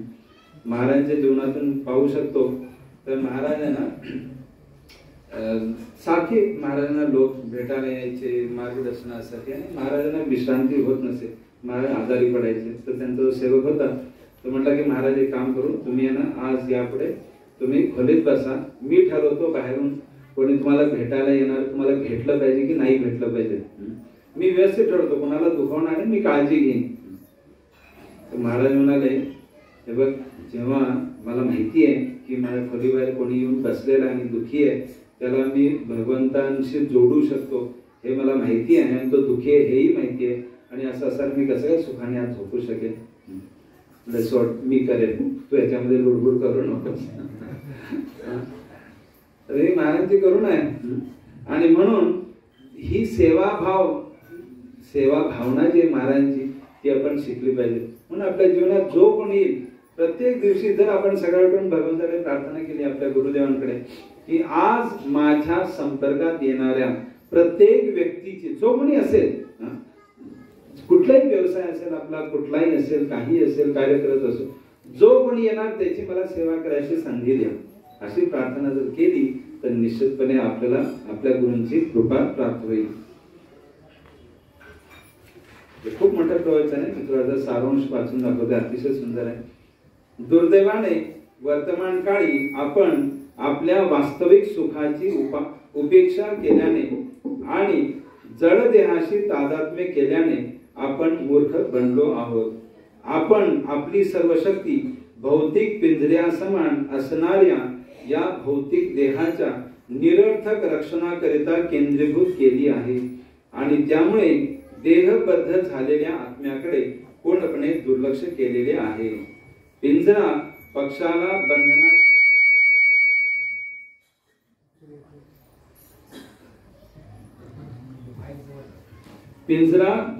बंधनात घालण्यासाठी असतो, पक्षी पिंजऱ्याच्या रक्षणासाठी नसतो. बघा काय सुंदर उदाहरण आहे. मी आत्मा देहाच्या रक्षणासाठी नाही आहे, या देहाने आत्म्याला बांधून टाकलेलं आहे आपल्याला. त्या देहातून मुक्त होणं, पिंजऱ्यातून मुक्त होणं हे पक्षासाठी स्वातंत्र्य आहे. आणि म्हणून प्रभुपाद म्हणतात, पिंजरा पक्षाला बंधनात घालण्यासाठी असतो, पक्षी पिंजऱ्याच्या रक्षणासाठी नसतो. म्हणून आपण सर्वांनी या उदाहरणाविषयी सखोल चिंतन करूया. वर्तमानात आपली सर्व कार्ये पिंजऱ्याच्या रक्षणासाठीच आहेत आणि कला तथा साहित्य यांद्वारे आपण मनास खाद्य पुरविण्याचा थोड्याफार प्रमाणात प्रयत्न करू शकतो. मात्र आपले मन ही भौतिकच असल्याचे आपल्याला समजत नाही. शरीर आणि मन यांपासून पूर्णतः भिन्न असणाऱ्या आत्म्यास आपण क्वचितच खाद्य देण्याचा प्रयत्न केलेला आहे आणि म्हणून खऱ्या अर्थाने आपण आत्महत्याच करीत आहोत. असे दुष्कृत्य करण्यापासून आपणास सावध करणे हाच आचार्य देवांचा संदेश आहे. गुरुदेव काय म्हणतात आपल्याला, आत्महत्या करू नका, जागृत व्हा, उत्तिष्ठत जागृत, उठा, जागे व्हा. पुढे असे दुष्कृत्य करण्यापासून आपणास सावध करणे हाच आचार्य देवांचा संदेश आहे. म्हणून त्यांनी आपल्यावर अहैतुकी कृपा वर्षावासाठी आपण कृतज्ञतापूर्वक त्यांच्या चरणकमलांशी नतमस्तक होऊ. सज्जन हो, हे अतिशय महत्वाचं आहे. मी हे वाचताना याचा अनुभव आपण घेऊ शकतो रोजच्या जीवनामध्ये. सज्जन हो, माझे गुरुदेव आधुनिक संस्कृतीस पूर्णपणे पायबंद घालू इच्छितात असे क्षणभरही वाटून घेऊ नका, कारण असे करणे केवळ अशक्य आहे. म्हणजे कलियुग वाढणार आहे. आपण म्हणतो ना, उद्याचा दिवस आजच्या पेक्षा बरा असेल, भ्रमात राहू नका, आजचा दिवस बरा आहे, कारण उद्या कलियुग मागे नाही येणार, उद्या कलियुग वाढणार आहे. आजचा दिवस, आजचा क्षण अतिशय महत्वाचा आहे. हाच सत्ययुग आहे. काळ जाईल तसं बरं काही होणार नाहीये, काळ जाईल तसं वाईटच होणार आहे. पाहू शकतो आपण, बघा एवढं फ्लॅट आणि घरांची संख्या का वाढते? फ्लॅटची संख्या मन दुभंगतायत म्हणून वाढते ना. पूर्वी एकत्र कुटुंब होतं, 7, 8, 10 लोक एकत्र राहायचे, एका घरामध्ये सगळं व्हायचं. आज 7, 8 जणांना 7, 8 फ्लॅट्स लागतात. कधी कधी प्रत्येकाला 2-2 फ्लॅट लागतात. म्हणजे मन दुभंगतायत, काळ खराब होत चाललेला आहे. पूर्वी नद्या शुद्ध होत्या, म्हणजे आपण आपल्या वेळेला पाहू शकतो. पाणी कुठल्याही नदीमध्ये पिऊ शकायचो. मला आठवतं, मी सर्वप्रथम मुंबईला जेव्हा गेलो होतो त्यावेळेला खंडाळ्यामध्ये आम्ही उतरलो होतो. त्यावेळेला बस तिकीट काहीतरी 40, 45, 50 रुपये होतं. तर खंडाळ्यामध्ये बस थांबली, ट्रॅफिक जाम होतं, पावसाळा होता, ह्याचं पाणी आम्ही पिलेलं मला आठवतं. आज कल्पना तरी करू शकतो का? कल्पना तरी करू शकतो ते पाणी प्यायचं? म्हणजे काळ खराब होत चाललेला आहे. खोटी आशा ठेवू नका, वास्तवात राहा. कलियुग आहे, कलियुग वाढणार आहे. आणि म्हणून प्रत्येक क्षण आजचा तो माझ्या समोर आहे, तो कसं मी सेवा करू, कसं भगवंताचं स्मरण करू, याच चिंतनामध्ये घालवायचं. कसं गुरुचा आश्रय स्वीकारू, गुरुकडून भगवंताविषयी संदेश ऐकू, याविषयीच चिंतन करायचं. कारण का, हा काळ थांबवणं केवळ अशक्य आहे. प्रभुपाद 1936 साली म्हणताय की भौतिक संस्कृतीला पायबंद घालण्यासाठी गुरु आलेले नाही. का? कारण भौतिक संस्कृतीला पायबंद घालणं शक्य नाही, केवळ अशक्य आहे. ही संस्कृती आणखी अधोगतीला जाणार, कारण कलियुग आहे. मध्ये थोडासा जसं चढ उतार असत ना, तसं ते चढ उतार थोडे येईल. आज आपण या भौतिक संस्कृतीच्या हा जो सुवर्णकाळ म्हणू शकतो, जिथं प्रभुपाद म्हणायचे अगदी 500 वर्षापूर्वी, अगदी अलीकडे चैतन्य महाप्रभू येऊन गेले, तसं अगदी अलीकडे प्रभुपाद येऊन गेले. अगदी आता आपल्या सोबत महाराज आहेत, त्यांचा आश्रय आहे. तोपर्यंत लवकर आपण आपला या जगाचा सगळा व्यापार आवरायचा आणि लवकर त्यांच्या चरणांची शरणागती घ्यायची. कारण भौतिक संस्कृतीची प्रगती थांबवणे भक्ती सिद्धांत सरस्वतींना शक्य नाही म्हणतात प्रभुपाद. आता भक्तिसिद्धांत सरस्वती कोण होते? सिंहगुरु होते. त्यांची शक्ती केवढी होती? त्यांनी सूर्य सिद्धांत, जो ज्योतिषावरचा अतिशय गहन ग्रंथ आहे, तो अगदी त्यांचं वय मला वाटतं 18-20 वर्ष काहीतरी होतं, तेव्हा त्यांनी सूर्य सिद्धांतावरती भाष्य लिहिलं होतं. आणि ते वाचणं समजून घेणं आपल्याला आजही शक्य नाहीये. त्यांचा शब्दसंग्रह मी असं ऐकलं होतं एका गौडी मठाच्या माणसाकडून, शेक्सपियरचा शब्दसंग्रह 1 लाख शब्दांचा होता. 1 लाख शब्द त्याला माहिती होते. तर भक्ती सिद्धांतांचा 3 लाख होता. काय अफाट बुद्धिमत्ता, एक पाठी, आणि किती दयाळू, किती करुणामय आणि इतके विद्वान. आणि जर ते भौतिक संस्कृतीची प्रगती म्हणजे कलियुगाची प्रगती थांबवू शकत नसतील तर तुम्ही आणि आपण की जाळकी बत्ती आहे, शक्यच नाहीये. म्हणून पुढे प्रभुपाद म्हणतात, तथापि जरी कलियुगाची प्रगती थांबवू शकत नसलो तरीही वाईटातून चांगले निर्माण करण्याची कला आपण त्यांच्याकडून शिकून घेऊ आणि शुद्ध चेतनेच्या विकासासाठी योग्य असणाऱ्या मानवी जीवनाचे महत्त्व समजून घेऊ. म्हणजे हे भौतिक शरीर तसं वाईटच आहे. जन्मापासूनच याचा विनाश चालू होतो. मी चांगली गोष्ट कशी असेल बरं ना. जगत म्हणजे काय? जगत म्हणजे सतत फिरत राहणे, कुठून प्रारंभापासून अंतापर्यंत. ज्या क्षणी या जगाचा जन्म झाला, निर्मिती झाली, त्या क्षणापासूनच ते विनाशाकडे म्हणजे संहाराकडे चाललेलं आहे. आपला जन्म झाला त्या क्षणापासून आपण मृत्यूकडे चाललेलो आहे. मग हे वाईटच आहे ना तसं बघितलं तर या वाईटाचा चांगला उपयोग कसा करायचा, ती कला काय आहे हे आपण आपल्या गुरुदेवांकडून शिकून घेऊ. दुर्लभ मानवी जीवनाचा सर्वोत्तम उपयोग केला पाहिजे आणि या कार्याकडे आपण दुर्लक्ष करणे मुळीच योग्य नाही. आपण व्यर्थ भौतिक सुखांच्या मागे लागून किंवा दुसऱ्या शब्दात केवळ आहार, निद्रा, भय आणि मैथुन ही कार्य करण्यात आपल्या दुर्लभ मानवी जीवनाचा दुरुपयोग करू नये. आचार्य देवांचा संदेश श्री रूप गोस्वामींच्या शब्दात याप्रमाणे सांगता येतो. कसा आहे संदेश? कृष्ण भावनेच्या तत्वानुसार आचरण करणारा मनुष्यच विरक्त जीवन जगत आहे असे म्हटले जाते. त्याने इंद्रिय तृप्तीवर आसक्त न होता आणि केवळ देह रक्षणार्थ आवश्यक असणाऱ्या वस्तूंचा स्वीकार करून जीवन व्यतीत केले पाहिजे. उलट पक्षी भगवान श्रीकृष्णांच्या सेवेत नियुक्त करता येतील अशा वस्तूंना भौतिक मानून त्यांचा त्याग करणारा मनुष्य वास्तविक वैराग्याचे स्वरूप जाणत नाही हे निश्चित आहे. आपण विषयलिप्त विवेक बुद्धीने नव्हे तर सत्सद विवेक बुद्धीने या श्लोकांचे तात्पर्य सर्वार्थाने अनुभवून घेतले पाहिजे. याचा अर्थ काय की या जगातली प्रत्येक वस्तू भले ती कलियुगाच्या प्रभावाखाली असेल पण ती न त्यागता त्या वस्तूचा भगवंतांच्या सेवेत उपयोग केला पाहिजे.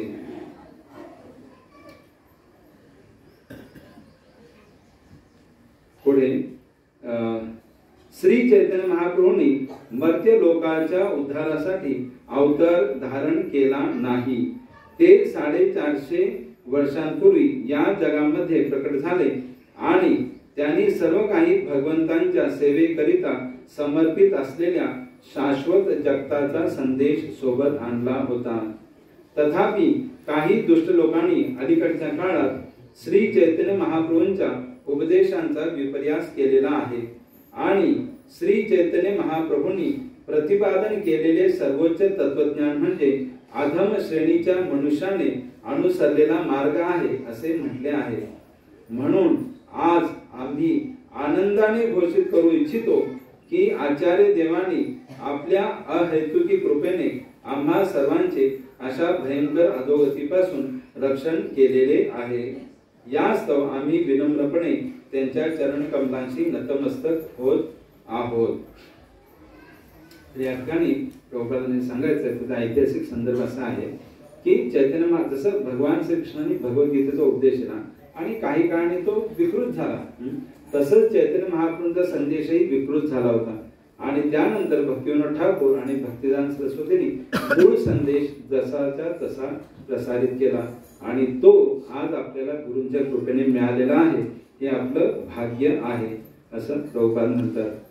कृष्ण कृपामूर्ती परमहंस परिव्राजकाचार्य भक्ती सिद्धांत सरस्वती गोस्वामी महाराज यांच्या कृपेने आपण विकृत विचारसरणीच्या प्रभावापासून पूर्णपणे मुक्त आहोत, हे आपले सद्भाग्यच आहे.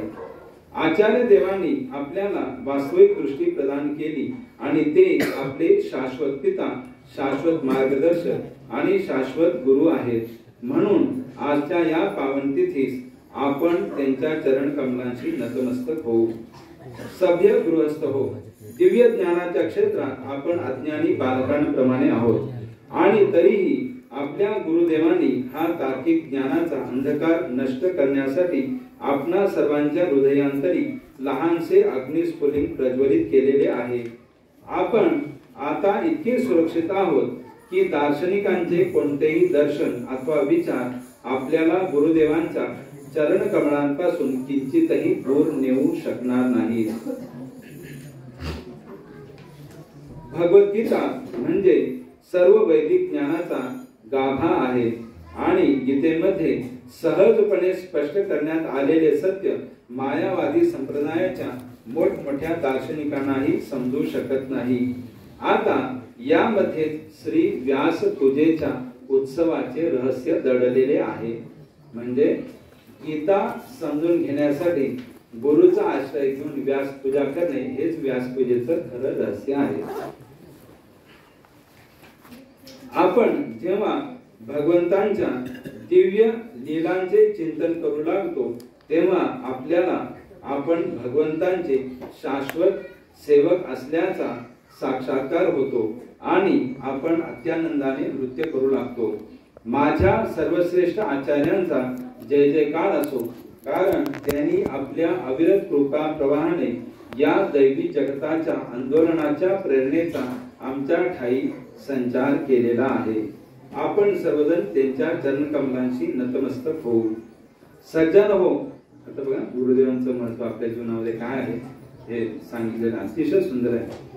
आपले गुरुदेव आपल्याला सांसारिक मोहाच्या दास्यत्वातून मुक्त करण्यासाठी प्रकट झाले नसते तर आपण असहाय्य बंदिवासाच्या अंधकारात जन्मोजन्मी खितपत पडून राहिलो असतो. ते आपल्या समोर प्रकट झाले नसते तर आपण श्री चैतन्य महाप्रभूंच्या उदात्त उपदेशांचे शाश्वत सत्य समजू शकलो नसतो. ते आपल्या समोर प्रकट झाले नसते तर आपण ब्रह्मसंहितेच्या सर्वप्रथम श्लोकाचे महत्व कधीच समजू शकलो नसतो. म्हणजे काय, ही गुरुदेवांविषयीची कृतज्ञता आहे.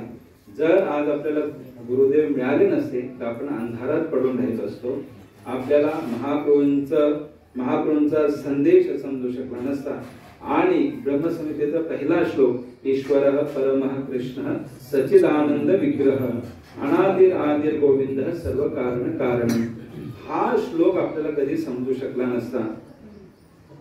आता या शेवटच्या परिच्छेदामध्ये प्रभुपाद आपलं अगदी जे हृदय ओतून बोलतायत. काय म्हणतात, आगामी म्हणजे येणाऱ्या कोट्यवधी जन्मांतून मला प्रवास करावा लागला तरी भगवंतांची कोणतीही प्रत्यक्ष सेवा माझ्याकडून घडेल याची व्यक्तिशः मला आशा वाटत नाही.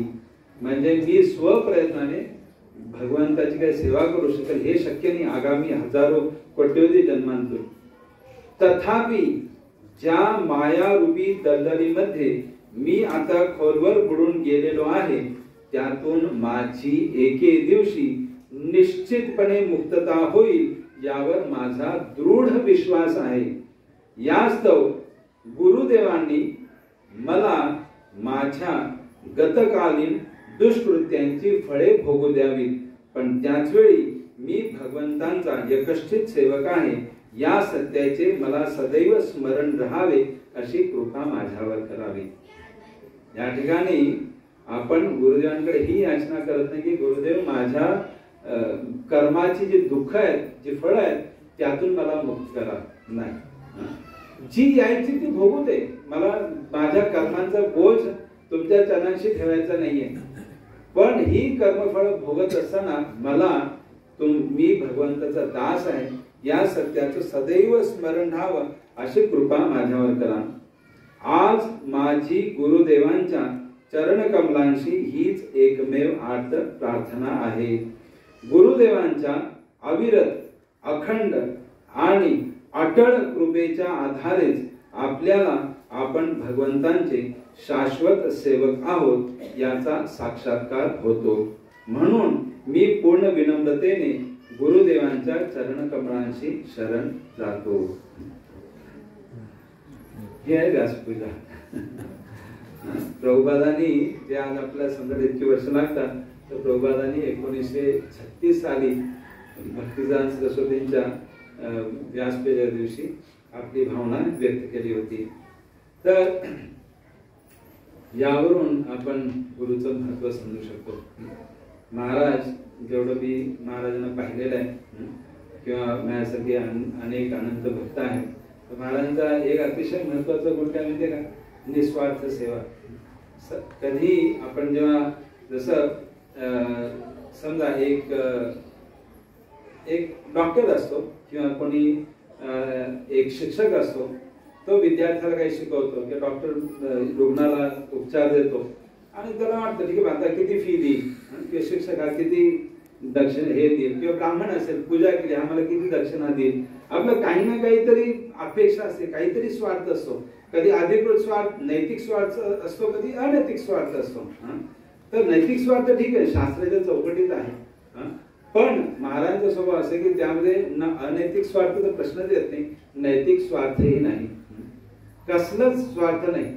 महाराजांची एकच इच्छा आहे ती म्हणजे सेवा करणे. आणि कित्येक वेळेला मी पाहिलेलं आहे, जेव्हा मी आश्रमात होतो महाराजांसोबत 4 वर्ष, आम्ही सगळेजण सेवा करून त्याला वेगवेगळे मोठे मोठे कार्यक्रम व्हायचे. सगळेजण यायचो, रात्री 11-12 वाजायचे आणि सकाळी उठायला थोडं कधी आळस वाटायचं, कधी नाही वाटायचं. पण महाराज न चुकता सकाळी 5 वाजता मंगल आरतीला महाराज समोर असायचे आणि सगळ्यांसोबत बसून जप करायचे आणि पुन्हा दिवसात झोप वगैरे काही प्रकारच नाही. सरळ रात्री म्हणजे 3-4 तासांची झोप काहीतरी महाने घेतली असेल जेव्हापासून मी पाहतोय तेव्हापासून रात्रीची. आणि एवढं करून सदैव सेवेसाठी उत्सुक. एकदा आम्ही 3-4 भक्त गेलो होतो महाराजांकडे आणि महाराज त्याला म्हणजे प्रभुजी म्हणाले तसं बिग ऑफ डिवोटीज आणि इस्कॉन असं स्थित्यंतर चाललं होतं.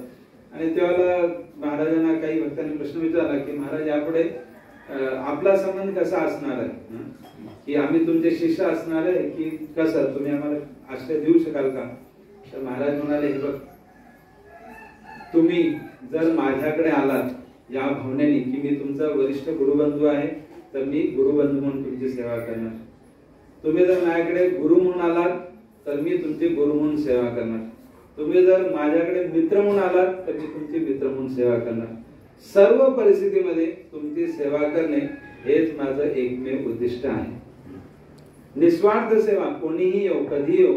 एकदा एक भक्त येणार होते, एक कोणी येणार होतं कुटुंबाने, एक भक्त, आणि मी त्याला महाराजांकडे होतो. महाराजांनी मला विचारलं की आता मी म्हटलं या व्यक्तीला, महाराजांनी विचारलं की या व्यक्तीला मी भेटू की नको, तुझं काय मत आहे?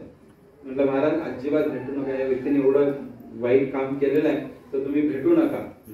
महाराज माझ्याकडे बघितलं काही क्षण, म्हटले that is a way you think, तू असा विचार करतोस. आणि महाराज म्हणाले, हे मी मुद्दाम इंग्लिश मध्ये महाराजांचे तसे शब्द सांगतोय. महाराज म्हणाले, if I give my love to somebody it is eternal and even if somebody commits murder still my love for him will never go away. म्हणजे महाराज म्हणाले की मी जर एकदा कुणाला प्रेम दिलं तर ते प्रेम शाश्वत आहे. त्या माणसाने खून केला तर ते प्रेम कधी जाणार नाही. अर्थात पुढे महाराज म्हणाले की आज तो भेटल्यावर मी काही त्याची स्तुती करणार नाही, त्याचे कान उघडणी करणार, त्याला त्यासाठी जे आवश्यक आहे ते सांगणार, पण प्रेम हे शाश्वत आहे. तर तुम्ही बघितलं असेल महाराजांच्या प्रवचनामध्ये प्रेमाशिवाय दुसरं काहीच नाही. ते अमेरिकेत प्रवचन असेल, लंडन मध्ये असेल, अमेरिकेत असेल, साताऱ्याला असेल, कोल्हापूरला असेल, बेळगावला असेल, दिल्लीला असेल, वृंदावनला असेल, महाराजांकडे नेहमी प्रेमाची भाषा आहे. एकदा आम्ही बसतो होतो महाराजांसोबत 15 दिवसानं, आणि त्यावेळेला महाराजांची चर्चा झाली होती की एक भक्ताचा मृत्यू झाला होता आणि एकाने असं म्हटलं की ह्याचा मृत्यू त्यांच्या घराची वास्तू चुकीची असल्यामुळे झालं, हे झालं, ते झालं, असं तसं वगैरे. आणि अशी चर्चा मागं पुढे होत होती. शेवटी महाराज म्हणाले नाही, ती ज्या व्यक्तीचा मृत्यू झाला त्या व्यक्तीच्या मृत्यूला तो भक्त आहे, त्याच्या मृत्यूची एवढी तुम्ही त्याचा मृत्यूचं एवढं अवमूल्यन करू नका. त्याचा उदात्त मृत्यू श्रेष्ठ आहे, भगवंताचं स्मरण करत तो गेलेला आहे. आणि मग असे चर्चा करता करता पुढे महाराज म्हणाले की see I am not a man of intelligence, I am a man of heart. मी यांना बुद्धीने काम करत नाही, मी माझ्या हृदयाने काम करतो. आणि म्हणून महाराजांकडे तुम्ही गेला ना की हे बरोबर हे चूक असा विचार नसो. महाराज सदैव मी पाहिलेला आहे बरोबर आणि चूकच्या पलीकडे जाऊनच महाराजांचा व्यवहार चालू होतो. म्हणजे आपला विचार, आपली विचारसरणी, आपली बुद्धी जिथं संपते ना त्याच्या पलीकडे महाराजांची विचारसरणी चालू होते. प्रत्येक प्रसंगामध्ये, कोणताही प्रसंग असो. वृंदावनमध्ये एक व्यक्ती होता, त्यांनी महाराजांना एक प्रेमपुरी भवन म्हणून आजही कोकला आश्रमच्या अलीकडे, तर त्यांनी ते महाराजांना दान दिलं होतं प्रचारासाठी. आणि काय दान दिलं होतं, तो स्वतःहून आला.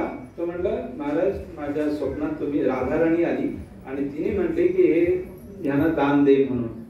आणि दान दिलं. नंतर प्रचार चालू झाला. नंतर 3-4 वर्ष प्रचार चालला. आणि एक दिवशी त्या घरातल्या सगळ्यांनी त्यावरती खूप दबाव आणला, आता हे परत घे म्हणून. तर त्याने आपल्या भक्तांना सांगितलं की बघ मी तुम्हाला दान दिलं पण मला ते परत पाहिजे. तर भक्त म्हणाले नाही कसं देणार, एकदा दिलं दान परत घेता येतं का? नाही, अजिबात नाही. मग हा विषय महाराजांकडे आला. महाराज सांगितलं की महाराज तो पुन्हा दान मागतोय, काय करायचं, महाराज द्यायचं नाही. तर महाराज म्हणाले नाही, त्यांनी स्वेच्छेने दान दिलं, त्यांनी स्वेच्छेने माहितले आपल्याला परत देणं आपलं कर्तव्य आहे. आणि तो ब्रजवासी आहे, त्याला काहीतरी प्रेरणा झाली, त्यांनी दिली. परत काहीतरी प्रेरणा झाली, परत मागितलं, देऊन टाका. पूर्ण जसं त्या तसं प्रेमपुरी भवन, परत प्रेमपुरी नाही मला नाव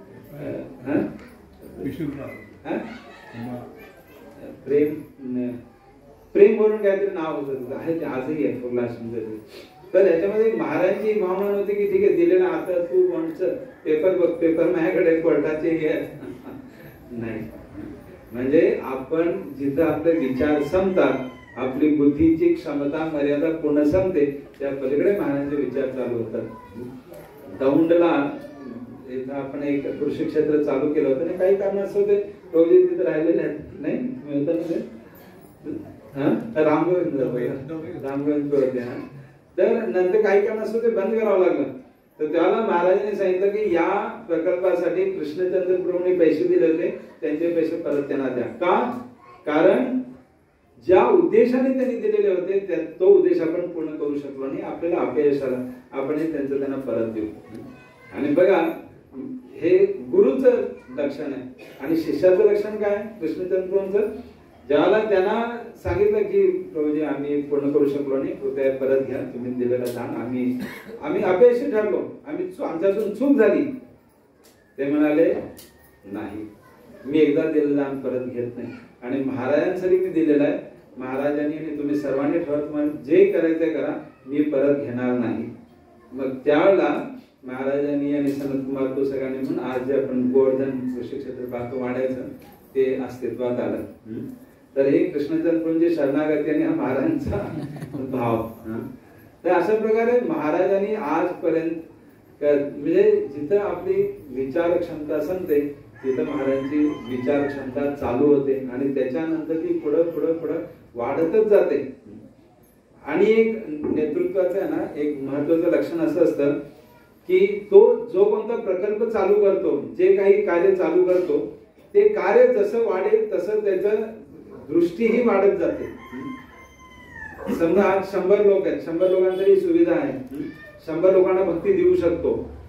नंतर ह्या सुविधेमुळे आकर्षितून 500 लोक आले, मग 500 लोकांसाठी सुविधा वाढवायची, त्यांच्यासाठी आवश्यक ते स्वतःचे नेतृत्व गुण विकसित करायचे.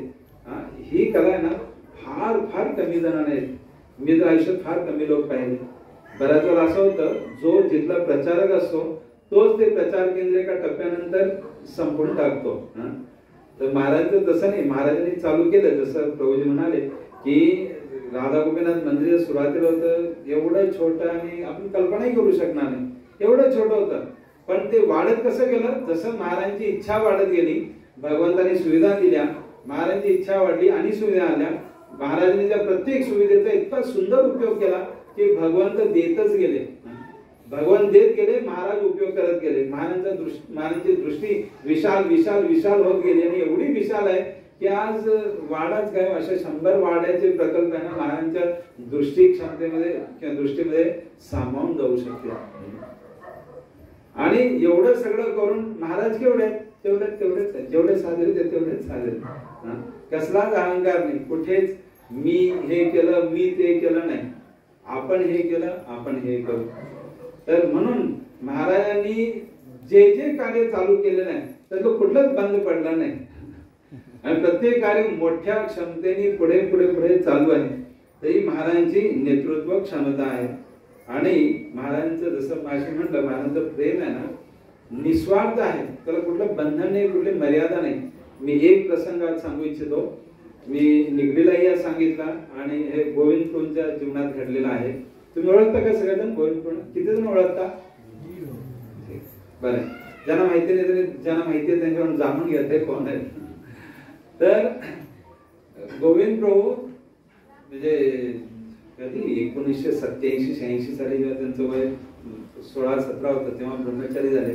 महाराजांना भेटले, महाराजांकडे गेले आणि आजपर्यंत महाराजांशी ते जसं म्हणजे शरीर आणि आत्मा एकत्र असो ना तसं ते एकत्र आहेत. आणि एका टप्प्यावर गोविंदप्रभूंनी ठरवलं की मी भगवे कपडे घालून जसा प्रचार करतो त्यापेक्षा अधिक प्रभावी प्रचार भगवे कपडे काढून बाहेर जाऊन करू शकतो. बऱ्याच जणांना हे समजलं नाही, रुचलं नाही. पण महाराजांनी म्हटले ठीक आहे तू इथेच तिथेच मला फरक पडत नाही कारण मला तुझ्यात पूर्ण विश्वास आहे आणि कर तुला जसं प्रचार करायचं कर मला तुला पूर्ण पाठिंबा. प्रचार चालू केला आणि नंतर मग आपल्याला माहिती आहे ना लवकर म्हणजे चांगल्या गुणांपेक्षा वाईट बातम्या लवकर फास्ट पसरतात. व्हॉट्सअपला काय एक उघडा एक मेसेज टाका पट व्हायरल म्हणजे काय माहिती का तुम्हाला? व्हायरस माहितीये ना? व्हायरस त्याला काय पसरायला इथून तिथं सोडावा लागत नाही, आपोआप जातो तो. तसं आहे ना या व्हॉट्सअप मधून आणि इंटरनेट मधून ना व्हायरस पटदिशी जातो. तर असं वृंदावनला एक भक्त आहे अतिशय वरिष्ठ भक्त फार जुना इस्कॉन मधला.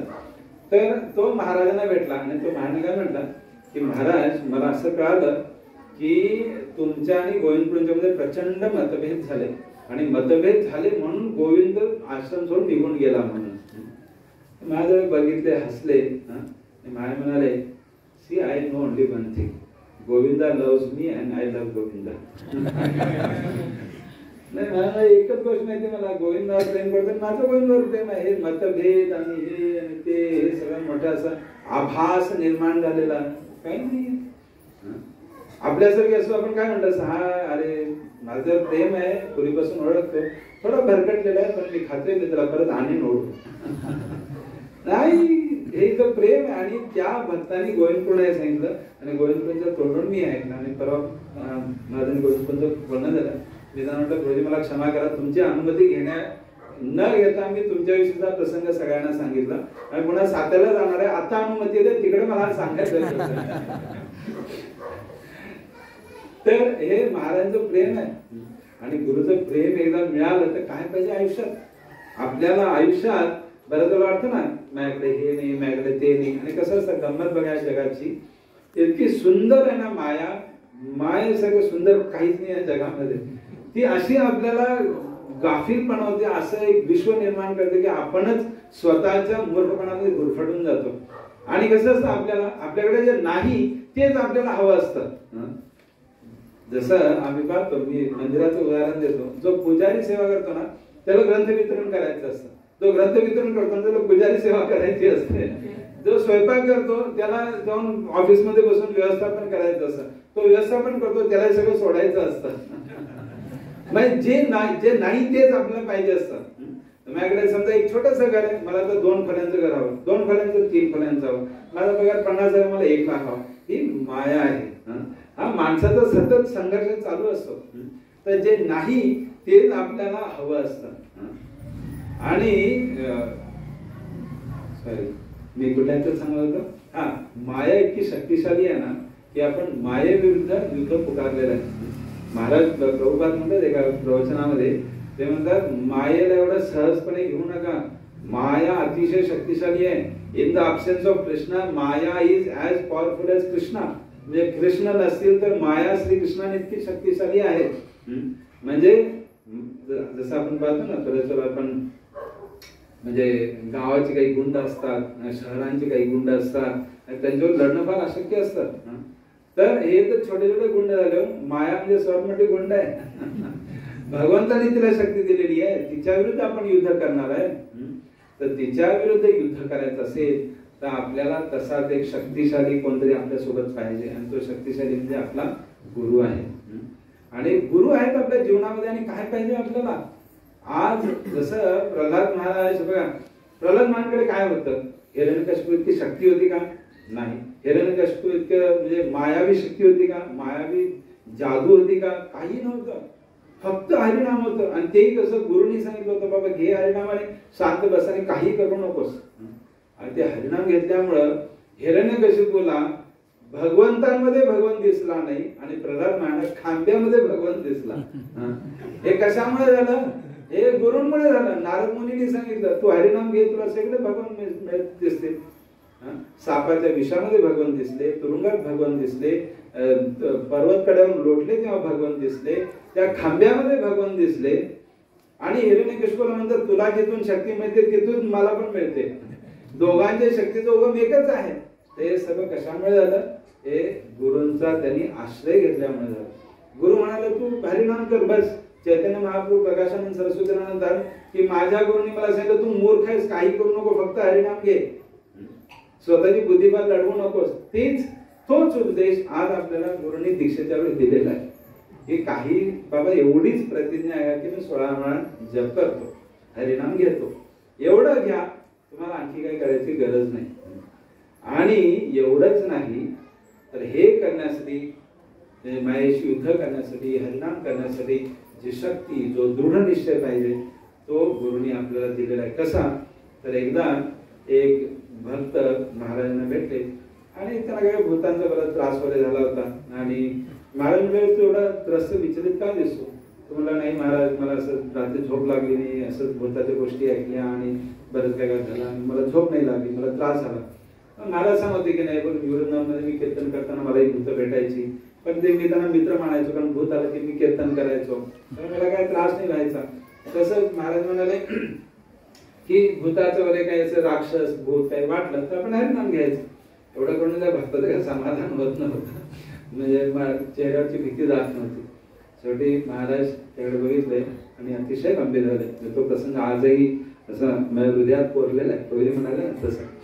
तर महाराज त्या भक्ताकडे बघितले, ते म्हणले, पुन्हा जसे जी वाक्य जसे तसे सांगतो, नंतर मराठीमध्येही सांगतो.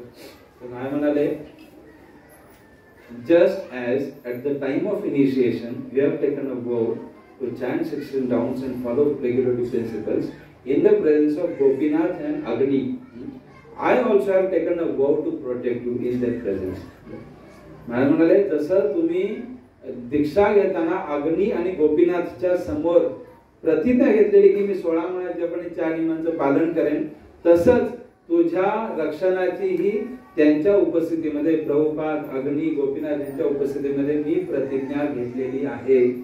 आणि जर if you have faith, nothing of this world can harm you. आणि जर तुझी श्रद्धा असेल, मी सांगतो त्याच्यावर, तर या जगातली कोणतीही शक्ती तुला नष्ट करू शकणार नाही. परमपूज्य राधानाथ स्वामी महाराज की जय. तर ही शक्ती गुरुने आपल्याला दिलेली आहे, संरक्षण दिलेलं आहे. आणि म्हणून मायेशी युद्ध करायचं, ठीक आहे, माया शक्तिशाली आहे, मान्य आहे, मायेसारखं प्रभाव कुणाचाही नाही, हेही मान्य आहे. पण माया शक्तिशाली असेल तर माझे गुरु पण शक्तिशाली आहेत, त्याच्यापेक्षा शक्तिशाली आहेत. ज्यांनी मायेला सांगितलं बाबा ह्याला सोड, तर मायेची विषादने मला हात लावायची. तर हे महाराजांनी आपल्याला एवढं संरक्षण दिलेलं आहे. आणि त्यांची अपेक्षा काय आपल्याकडून? काही नाही. महाराजांना काय आवडतं आणि काय नाही आवडत, महाराजांना एक गोष्ट अजिबात आवडत नाही, ते म्हणजे राजकारण. कोणत्याही प्रकारचं प्रत्यक्ष अप्रत्यक्ष राजकारण महाराजांना आवडत नाही. चुका असतील महाराज खपून घेतील, काही प्रश्न नाही. एक प्रसंग आहे, मी सांगतो तुम्हाला कसं. आम्ही आणि माझे एक मित्र होते, श्रीकृष्ण चैतन्य गुरु म्हणून आयुर्वेदिक डॉक्टर होते, आणि भागवताचं भाषांतर लवकर व्हावं अशी त्यांची इच्छा होती. मग त्यांनी काय म्हटले की बाबा आपण आहे ना, भागवतम किती, समजा 1000 पानं आहे, तू एकच भाषांतर करायचं. आपण काय करू, 100 भाषांतरकारांना बसू, प्रत्येकाला 10-10 पानं दिली तर 1 महिन्यात सगळं भाषांतर होऊन जाईल. तर मी त्यांना काय म्हटलं की प्रभूजी बघा, भाषांतर आहे ना हे बुद्धीचं कार्य, आपण हे शक्तीचं कार्य नाही की बाबा इथं 100 ट्रक माती टाकायची, ते एकाला 100 ट्रक लावले तर 1 तासात 100 ट्रक माती होऊन जाईल. ट्रकांची सगळी क्षमता एक आहे, पण प्रत्येक बुद्धीची क्षमता एक नाही ना, वेगवेगळी आहे ना. हे कसं समजणार, कसं समजून घेणार हे शक्य नाहीये. आपण असं करायला नको. तरी ते म्हणे आपण करू. मग ते शामणंतू, सनत्मातू, भीमातू आम्ही सगळ्यांनी म्हटलं ठीक आहे. माझा पूर्ण विरोध होता पहिल्यापासून, पण मी म्हटलं ठीक आहे, एवढे सगळे वैष्णव बोलतात, त्यांच्या तोंडून भगवान बोलत असतील तर करू आपण. मग त्यानंतर हा प्रस्ताव गेला महाराजांकडे. तर मला म्हटलं ठीक आहे, तुम्ही विचार करता करा, पण माझी एकच अट असेल की जे काही तुम्ही भाषांतर कराल ते जर रोहिणी कुमारने जर स्वीकारलं नाही तर ते पुढे जाणार नाही, छापलं जाणार नाही. म्हटलं ठीक आहे, चालू झालं. आणि नंतर मग त्यांनी भाषांतर करून घेतलं, आणलं, आणि प्रत्येक भाषांतर मी नाही नाही नाही नाही म्हणत गेलो. आणि मग ह्याच्यावर माझ्या आणि त्याच्यामध्ये प्रचंड मतभेद झाले. आणि याच्यामध्ये 9-10 लाख रुपये खर्च झाले, वाया गेले त्या वेळेला. खूप वर्ष झाली त्याला, 2003-4 साली वगैरे असेल. तर हे सगळं झालं, प्रसंग झाला, माझ्या त्यांच्यामध्ये खूप मतभेद झाले, आमचं खूप भांडण झालं. आणि त्यानंतर ना एक दिवशी मी महाराजांना सांगितलं की महाराज असं असं झालं आणि आमच्यामध्ये खूप मतभेद झाले. आणि तर महाराज म्हटले अरे हे मतभेद चांगलं नाही आहे गोष्ट. मला म्हटलं एक काम कर, तू जा त्यांच्या घरी, त्याकडून ते पाय पडून क्षमा माग. म्हटलं महाराज, म्हटलं एवढं आमचं भांडण झालं, मी कसं काय जाणार त्यांच्या घरी, शक्य नाही आहे मला. मला म्हटलं नाही, माझी इच्छा आहे तू जा. म्हटलं ठीक आहे महाराज, तुमच्या जसं जाईन मी. मग मी मला थोडा वेळ द्या, 1-2 महिने, 2 महिन्यानंतर जाईन. तर मला म्हटले नाही, म्हटले आत्ता या क्षणी, म्हणजे सकाळचे 8:30 वाजले होते मंदिरामध्ये, मी नाश्ता पण खाल्ला नव्हता. मला म्हटले आत्ता या क्षणी तू जायचं त्यांच्या घरी. तर ठीक आहे मला, तुमची इच्छा असेल तर काय. मी गेलो, त्यांच्या घरी गेलो. त्या ब्रंजारी दादरला घर होतं माझे, त्यांची अजूनही या प्रसंगानंतर आमची मैत्रिणी प्रेम एवढं वाढलं, आजही आम्ही अतिशय घनिष्ठ मित्र आहोत. तर त्यांच्या घरी गेलो, मी सरळ जाऊन त्यांना साष्टांग दंडवत घातला. दादरला घर होतं ना. तर मग गेलो, आणि हा प्रभूंच्या माताजींनी पण त्याला भरपूर मदत केली भाषांतरामध्ये, त्यामध्ये पंच माताजी, प्रभूजी सगळ्यांनी. तर मी गेलो, त्यांना साष्टांग दंडवत घातला आणि म्हटलं प्रभूजी मला क्षमा करा, मी तुमच्याशी भांडलो, मतभेद झाले. तर ते म्हणाले नाही अरे असं नाही, बघ मी रजोगुणी आहे, तू ब्राह्मण आहेस, तू सत्वगुणी आहे, तुझी कार्यशैली वेगळी आहे, माझी वेगळी आहे, पण तुझीच बरोबर आहे, माझ्या मनात काहीच नाही. उलट म्हटलं तू आलास म्हणजे मला हे माझ्या आयुष्यावर कायमचं ओझं राहिलं. त्यांनी मला साष्टांग दंडवत केला, आम्ही दोघांनी दंडवत केला, एकमेकांना मिठी मारली, रडलो, तो एकत्र प्रसाद घेतला, आणि मग मी मंदिरात आलो. मंदिरात आल्यावर ना महाराज भेटले, गेलो महाराज भेटलो, महाराज असं झालं मी भेटू शकतो का. म्हटलं ये. मी गेलो, खोलीत भेटलो, आणि आहे ना महाराजांसमोर रडून म्हटलं महाराज धन्यवाद तुमचे, तुम्ही मला मार्गदर्शन दिलं, नाहीतर ना आयुष्यभर माझ्या यांचं वितुष्ट राहिलं असं. म्हणजे चांगलं नव्हतं, तुमच्या एका आज्ञेमुळे वितुष्ट कायमचं दूर झालं, आणि घडलेलं सगळ्यांनी सांगितलं. तर महाराज माझ्याकडे बघितले, महाराज म्हटले बघ, चूक महत्वाची नसते, पैसे महत्वाचे नसतात, पैसे आज गेले उद्या येतील, पण महत्वाचे संबंध, महत्वाचे प्रेम. प्रेम कधी तुटायचं नाही. मतभेद होणार, हे जग आहे, या जगाचा स्वभाव असा आहे, मायाचा स्वभाव असा आहे की मतभेद होणार. कुठल्या आधी भगवंतांना कुठला हार घालू, कुठले नको घालू, फुलं घालू, हे सगळ्याहून मतभेद होणार. पण हे मतभेद असताना प्रेम कधीही नष्ट होऊ द्यायचं नाही. आणि महाराजांचा तो उपदेश ऐकल्यामुळे, महाराजांची आज्ञा ऐकल्यामुळे आज खरोखर सांगतो, ते एसकेसीने माझा खूप वेळा आमचा फोन होतो, भेटतो, आम्ही बोलतो, चर्चा करतो वगैरे. तर यावरून महाराजांनी आपल्याला मायेशी कसे युद्ध करायचं, युद्ध करताना कसे परस्परांमध्ये संबंध टिकून ठेवायचे, कसं एकमेकांच्या जीवनामध्ये एकमेकांना सहाय्य करायचं, हे सर्व शिकवून दिलं. मगाशी वैष्णव प्रभूने एक प्रसंग सांगितलं ना, हे बघा महाराज असे दयाळू, प्रेमळ आहेत, करुणा आहे.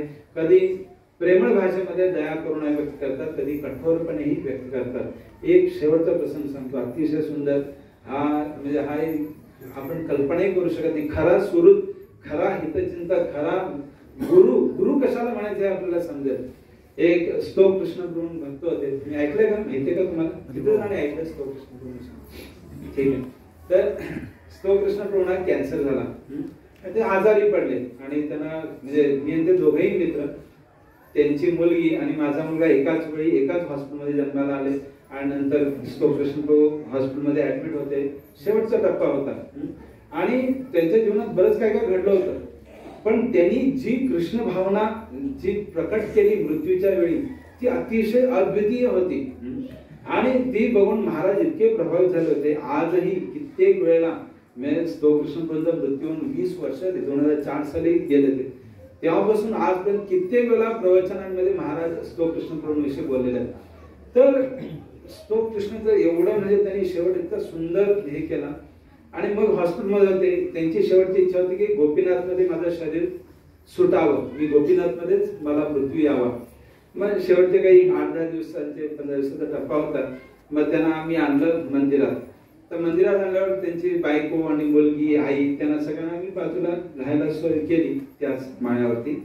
आणि स्तोक कृष्ण पुढे काय झालं, शरीर सोडायचे 2-3 दिवस अगोदर आहे ना, त्यांना अचानक एवढे दिवस ठीक होती भावना, पण अचानक आहे ना त्यांना असं वाटलं की अरे मी गेल्यावर माझ्या मुलीचं का होईल, माझ्या बायकोचं का होईल, माझ्या आईचं का होईल, माझ्या बहिणीचं का होईल, असं ते एकदम बोलून गेले.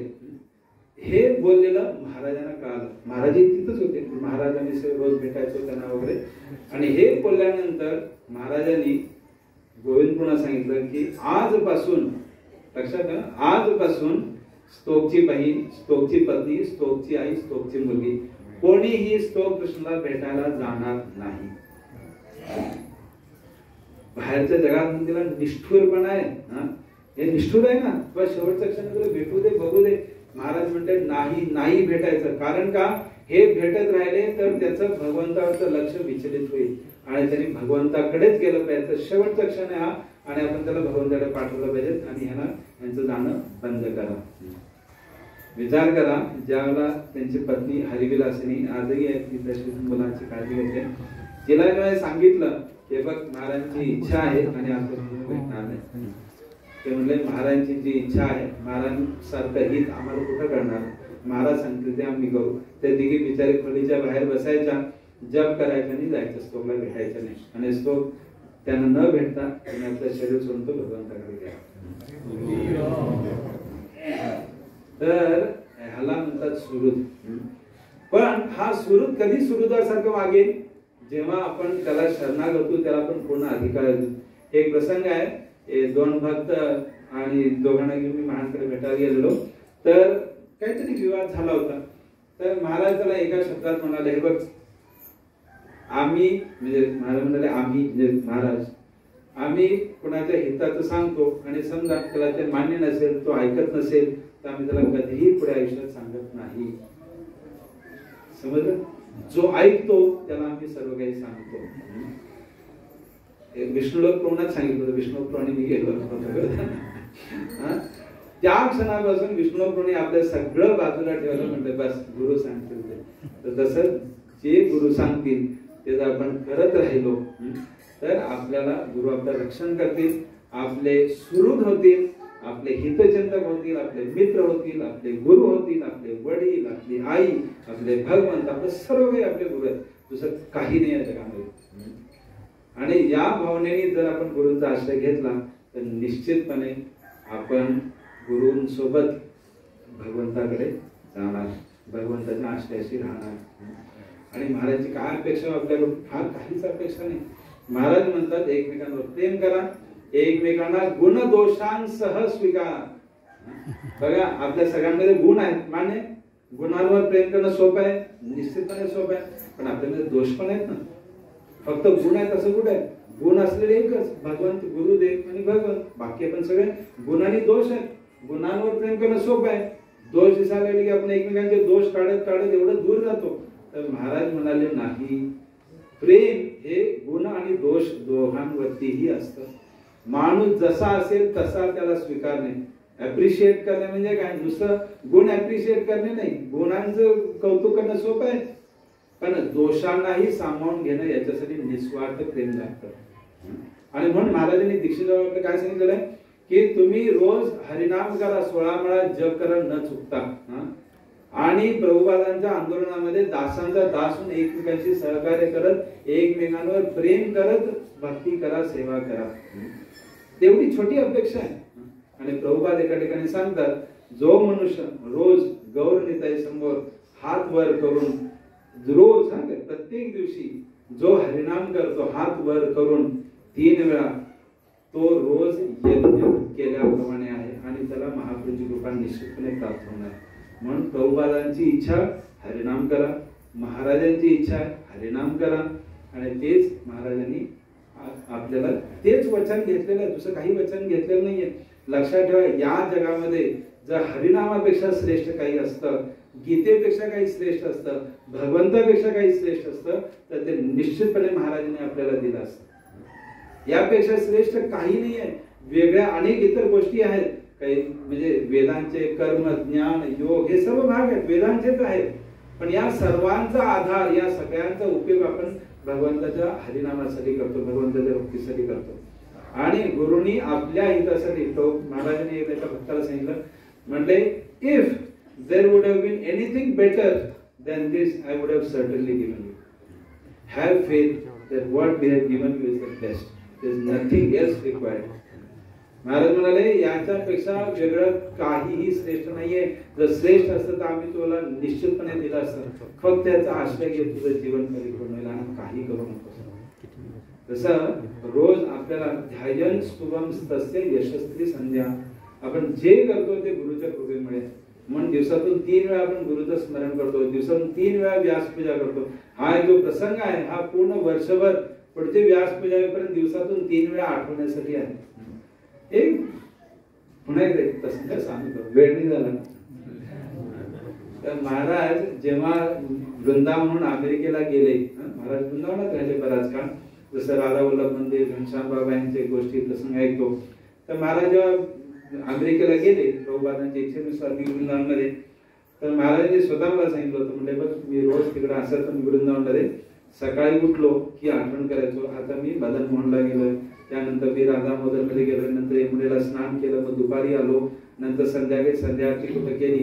हे रोज मी वृंदावन अमेरिकेला असताना प्रत्येक दिवशी आठवायचो. एकही दिवस असा गेला नाही की मी वृंदावन आठवलं नाही अमेरिकेला असताना. तर तसंच आपण जे प्रसंग ऐकतो आज, हे रोज आपण आठवायचे, गुरुचं स्मरण करायचं दिवसातून 3 वेळा. आणि असं करत असताना रोज गौरव समोर उभं राहून आणि घरामध्ये सगळ्यांचा असं गौरव नेता आहे, आपण हरे कृष्ण मंत्र म्हणायचा. हरे कृष्णा कृष्णा कृष्णा हरे हरे, हरे राम राम राम हरे हरे. हरे कृष्णा कृष्णा कृष्णा हरे हरे, हरे राम हरे हरे. हरे कृष्णा कृष्णा कृष्णा हरे